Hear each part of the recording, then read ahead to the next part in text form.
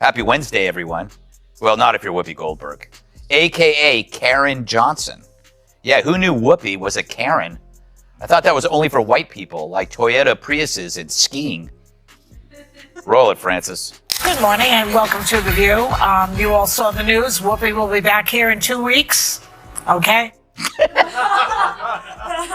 Oh, it's so cute when one of their side gets punished. They sulk like they ran out of raw cookie dough. Whoopi Goldberg just had a meltdown so explosive, it felt like a live wire snapped on national TV. Spotlight blazing, voice trembling. What triggered it? Greg Gutfeld dropped a roast so brutal, it scorched her ego on contact. If you thought daytime, drama peaked with soap operas. Think again. This was raw. This was public. Whoopi unraveled like a cheap scarf in a storm. Grab popcorn. This takedown's messier than a Kardashian group chat gone nuclear. Yeah, ABC suspended Whoopi for 2 weeks because she said the cost had nothing to do with race. She said this on a show called The View, which makes everything about race. Except now. The Holocaust isn't about race. No. It's not about race. No, it's about a different race. But it's not about race. It's not about race. What is it about? Because it's about man's inhumanity to man. Yeah, that's heroically stupid. Even for The View. Whoopi Goldberg just had a meltdown so unhinged, it made a toddler tantrum look like stoic meditation. 1 second, she's preaching from her faux leather throne on The View. The next, she's cracking faster than a dollar store umbrella in. A storm. What triggered this emotional detonation? Greg Gutfeld, the Fox News gremlin who tosses sarcasm like napalm at a fireworks stand. Yesterday on The View, otherwise known as Hell's DMV, Whoopi Goldberg asked how much different are the values of the Trump administration from the ban. We have a leader who has repeatedly demeaned women, Right. wants to defund organizations that benefit women, calling on the media to shut up, specifically wants to give preferential treatment based on... But let's not pretend this is some shocking twist. Whoopi's been spiraling toward this breakdown like it was a prepaid escape. Baggage and all. What once posed as thoughtful debate on The View has devolved into 5 malfunctioning AIs in a virtue signaling cage match. And leading this emotional storm, Whoopi, wielding her rage like a bullhorn, convinced volume equals truth. But here's the real question. Is she fighting for justice or just to be heard? Wow. Talk about groundbreaking to actually hear a celebrity say something mean about the ban. How dare they compare them to Trump? The ban should sue. Guess they ran out of Hitler analogies. So as they bash the president, I'm reminded how entertainers rarely express any rage over any strand of misogynist Islamism. If they did, we might take their rage toward Trump seriously. A reminder, the Taliban throw acid in girls' faces for going to school. Now imagine the chaos when Greg Gutfeld, smirking like a villain with a vendetta, finally launched his sarcasm cannon at full power. His clapback didn't just land, it detonated, blasting through studio walls and social feeds alike. And Whoopi? She crumbled with the grace of wet paper. Cue the gasps, the slow blinks, and that iconic look of stunned betrayal as if someone dared challenge the untouchable high priestess of daytime drama. Canada, apparently they're throwing tariffs on manatee meat and bovine semen, which means The View is very unhappy. Oh. Sausage maker Johnsonville is recalling more than 42,000 pounds of pork sausage for possible contamination with plastic fibers. Fortunately, authorities were able to track all 42,000 pounds to a single location in New York City. Let's be honest, this wasn't just a clapback. This was a public dissection. Gutfeld didn't merely mock her. He carved up her argument with surgical precision, like a chef filleting the truth, while Whoopi launched into her usual dramatic monologue, repeating whatever buzzword was trending on Twitter. Gutfeld dropped the hammer, exposing every flimsy talking point like floodlights on glass. And when it came time to respond, she crumbled. Out came the dramatic gasps, the over-the-top expressions, and that all-too-familiar face of theatrical betrayal. But here's the thing. This wasn't shock. This was strategy. Whoopi's turned emotional chaos into a career. Anytime she's challenged, she pulls out the invisible injustice card like a stage magician whipping out a dove. Except this dove screeches, "How dare you?" And that breakdown on air, that wasn't vulnerability, that was scripted drama, Oscar-worthy, overacted, and painfully rehearsed. Now step back and look closer. The View isn't a talk show anymore. It's a sanctuary for predictable outrage, a place where real thought gets drowned in decaf rage and perfectly lit sanctimony. They call it discussion, but it's more like a smug contest in slow motion. 5 hosts, 5 mirrors, all nodding to keep the illusion intact. And Whoopi, she's not just the loudest, she's the architect of the echo chamber, spitting half-baked. Takes with full-blown confidence, armed with nothing but headlines and ego. But here's the question viewers are asking. Is this leadership? Their brains are small. But who's the dumbest one of all? True, none of them are in Mensa, but who's the most densa? Perhaps it's Sonny who mastered the art of making idiots look smart. The second someone dares to question the Hive, they're not debated. They're deleted. It's not a talk show anymore. It's a live-action simulation of a Twitter pile-on. And when Gutfeld stepped in, he didn't just clap back. He stormed the gates and detonated truth bombs right into a fortress made of feelings. He said what fans have whispered for years. The View isn't sacred. It's scripted sanctimony, and Whoopi, she wasn't ready. Mid-rant, she froze. Caught. Like someone who just wandered into a debate she didn't study for. The look on her face, unforgettable. First came that piercing glare, the kind that silently screams, "How dare you challenge the Queen?" Then the sigh. So dramatic, you'd think the weight of humanity had just landed in her lap, right between her glittering brooch and that Everest-sized moral superiority. And then, the unraveling began. A meltdown dressed as a monologue, a flood of mixed metaphors, vague historical sound bites, and what can only be described as a freestyle sob story interpretive. Dance. Tears welled, but carefully. She knew the eyeliner couldn't run. And through the chaos, she shouted like a prophetess of brunch wisdom, reciting headlines skimmed between mimosas and virtue. Backstage, you could almost hear the panic. Producers, scrambling to kill the feed before the full collapse aired live. But here's the chilling thought. If this is how they react when challenged, ran down the hallway. The rapture is here. The rapture's here. And then also I learned that the cicadas are coming. Cicadas. Cicadas. Although I love for the first time in like No, 100 years. For the first time in many, many years. No, And every 17 years this happens. well, that's not what I read, but maybe, maybe you know better. All those things together would maybe lead one to believe that, either climate change exists or something is really returning. Earthquakes are not at the mercy of climate change. It's underground. It can't. It happens, and the eclipse, they've known about the eclipse coming because eclipses happen, and they actually can say when these things are going to happen. Amazing. Wow. he didn't yell. He didn't even raise his voice. All Gutfeld did was hold up a mirror. And what that mirror reflected was devastating. A show fueled by secondhand outrage, where insight's been replaced by insult. A host who confuses volume for value, and a panel so allergic to dissent, you'd think a conservative opinion might trigger a full-blown emergency. But this wasn't just a roast. Gutfeld didn't come to play.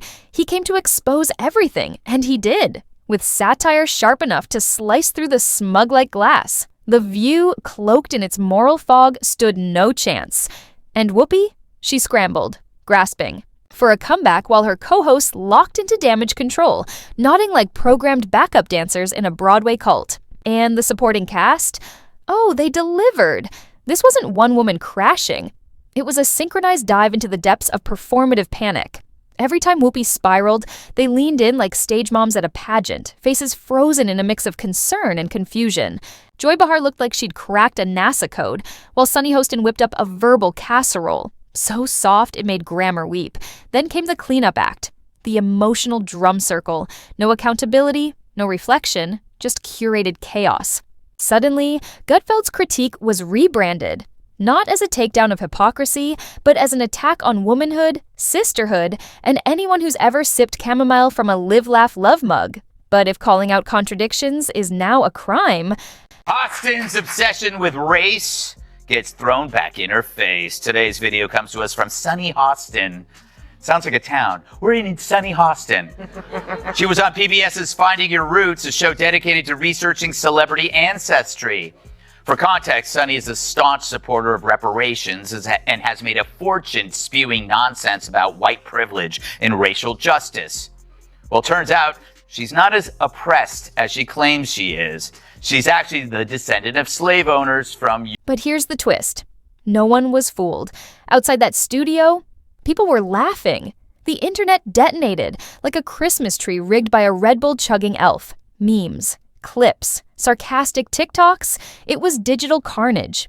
Whoopi's Meltdown didn't just go viral, it got the full remix treatment. Slow-mo eye rolls, dramatic violin scores, zoom-ins that screamed, "This is a breakdown." And the most jaw-dropping part, this wasn't a one-time implosion. It was just another chaotic chapter in the endless saga of Whoopi versus reality. A spectacle where her ego crashes, again and again, into the brick wall of public pushback. And every time, she acts like disagreement is a personal attack, like it's 1996 and criticism just got invented. Honestly, it's impressive to be that consistently wrong and still broadcast it with Oscar-level confidence. That's talent. Or denial. The View has officially evolved into a masterclass in being loudly misinformed. It's like a book club where no one reads the book, but everyone screams about the cover. And poor Gutfeld, he didn't even go for a low blow. He challenged her ideas. But in Whoopi's enchanted echo chamber, that's basically heresy. Why engage in honest debate when you can stage a theatrical spiral and declare yourself the victim? Whoopi claims Biden's loose bowels should make voters throw in the towels. Goldberg's rational so weak she doesn't care if Biden can't speak.